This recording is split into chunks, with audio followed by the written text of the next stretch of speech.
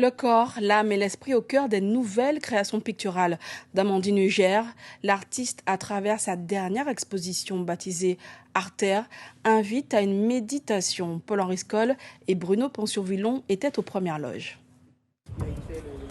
Artiste peintre contemporaine, Amandine Huger exprime à travers cette nouvelle exposition qu'elle intitule Art plus loin terre une certaine profondeur de sa démarche picturale avec des trilobes, d'où ce triptyque symbolique corps, âme, esprit qui caractérise ces nouvelles créations.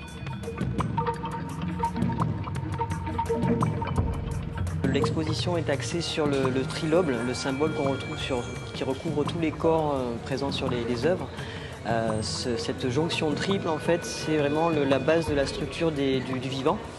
Et ça me semblait important de mettre ça en évidence, puisque là, j'ai choisi de le faire sur les corps. Donc, pour vraiment marquer le fait que nous faisons partie de l'environnement qui nous entoure, l'environnement aussi est à l'intérieur de nous. Voilà, de vraiment marquer cette synergie entre les deux.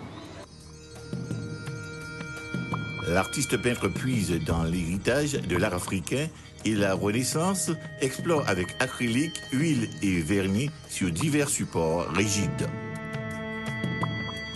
Je peins depuis l'âge de 17 ans.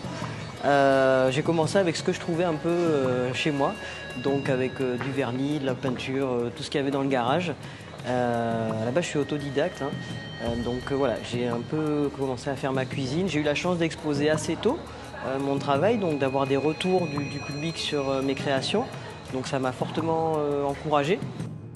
Le regard que quelqu'un aura ne sera pas le même que celui de l'artiste. Et c'est intéressant de confronter déjà ces deux regards-là. Donc moi, ça sera encore un troisième regard.